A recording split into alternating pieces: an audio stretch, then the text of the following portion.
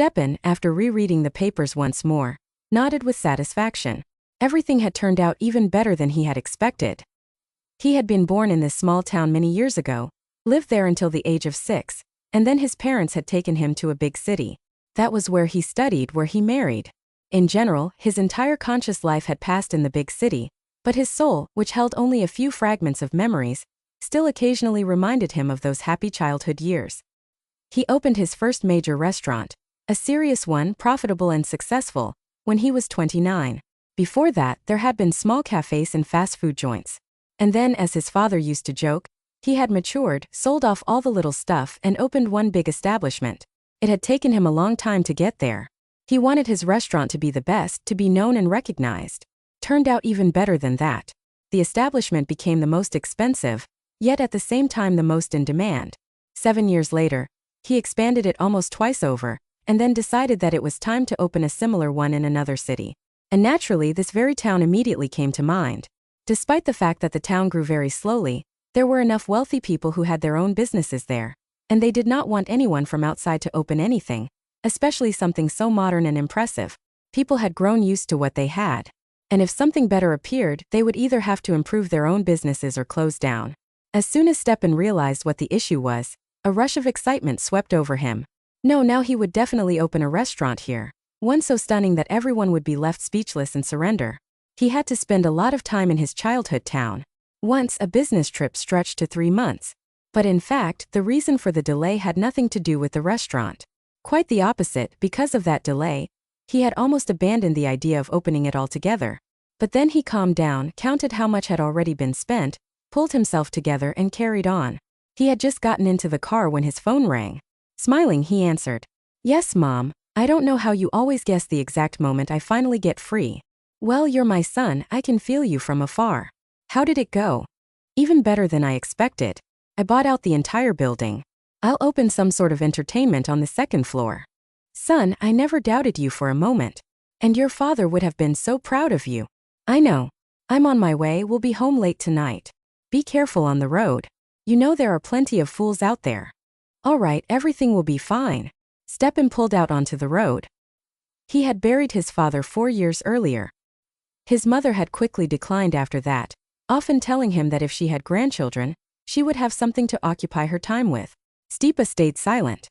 After his first marriage, which had lasted 5 years, he had firmly decided never to marry again, though there had been a moment when he almost changed his mind, but thankfully, everything had resolved itself. He hadn't had time to make another mistake, to warm another snake on his chest. Stepan saw the sky darkening ahead. Sighed. He didn't like driving in the rain. Not because of himself, he trusted his own car. Big, heavy, with all the bells and whistles, it held the road perfectly. But those people who were still new to driving panicked, jerked the wheel around like maniacs, forgetting that on the road one should never steer sharply. He had to drive tensely, keeping an eye on everything. The rain didn't keep him waiting. It poured so hard the wipers barely coped. And then just ahead, Stepan noticed an old woman and a very small girl. They were running along the roadside toward a bus stop still a good 500 meters away. Stepan normally never picked up hitchhikers, even if they tried to flag him down, though that rarely happened. But this time he didn't even know why he braked. "Get in quickly. Look at that storm cloud." The grandmother opened the door. Helped the child climb in. They had barely sat down when it felt as if the heavens themselves had torn apart. The thunder was so loud it seemed to shake the car. The little girl pressed herself to her grandmother and squeezed her eyes shut. Stepan carefully pulled back onto the road. "Where are you headed?" When he heard they were going to the same city as he was surprised. "Why not by train? How were you even planning to get there?" "It's still another 100 kilometers. "Well, the world isn't without kind people. They give us rides, but the train costs too much. We don't have that kind of money right now." Stepan glanced in the mirror. Poorly dressed, yes, but not beggars. They didn't smell, they were polite. "And why are you going there?"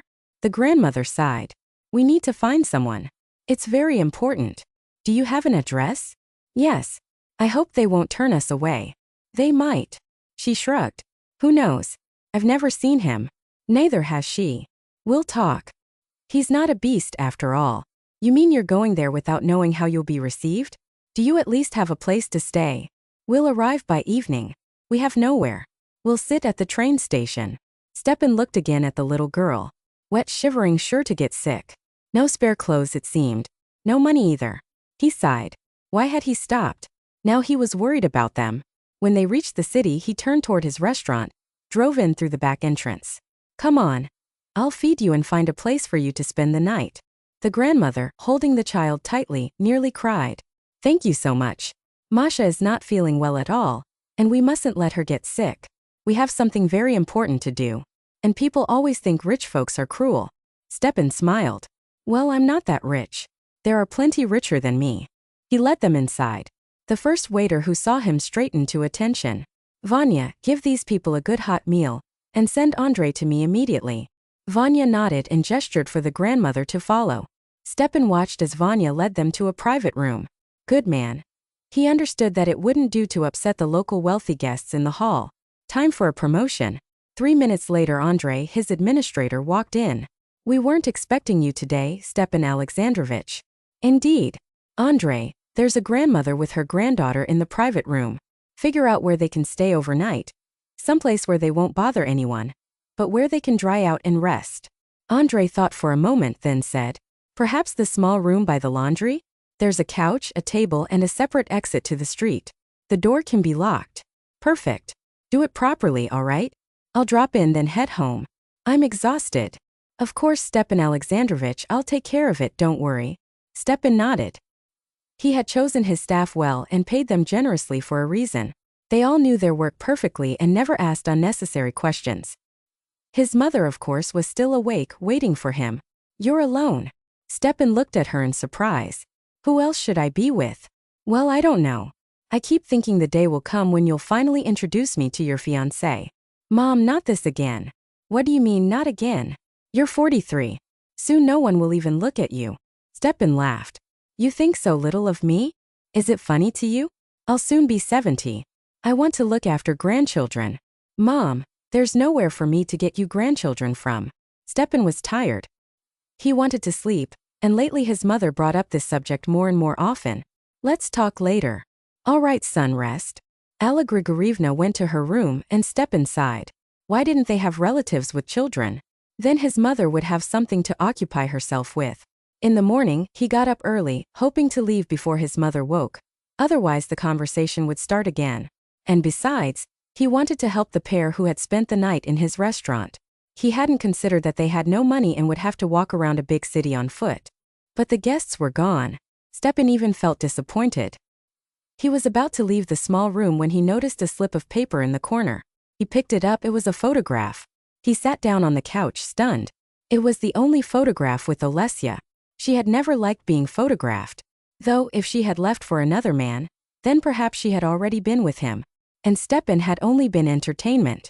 That was why she didn't like photos, didn't want to get caught. Stepan even squeezed his eyes shut. How he had loved her. Olesya. They had met 7 years ago in that very town where he had been trying to buy a building. Back then he had only been scouting. Olesya had worked as a hotel administrator. They had had such a romance that it still hurt Stepan even now. At the time he thought he had found the woman who would be his forever. Olesya had been younger than him, but she was the best. And then it had all collapsed in a single day. She simply told him she was leaving, that she had another man, and that she had never loved him. Her eyes lifeless, her lips pale, she had left. He left immediately too. But afterward he returned again. Yet he never went anywhere near that hotel. The door opened quietly. Excuse me, we dropped a photograph somewhere. Without it, we have no reason to be here. No one would believe us. Stepan absent-mindedly held out the photo and asked, and who is this in the picture? Olesya, Masha's mother and Masha's father, who doesn't know she exists. We came here for him because Olesya is dying. The grandmother looked sorrowfully at the little girl chasing a butterfly. And he doesn't know about her. Olesya never told anyone who he was. But now she did, hoping Masha won't have to go to an orphanage. Stepan stared at her as if she were insane. What's wrong with Olesya? The grandmother studied him carefully. I thought on the way. You resemble him somehow. The beard confused me. Olesya has cancer. She needed treatment in time, but she kept working instead.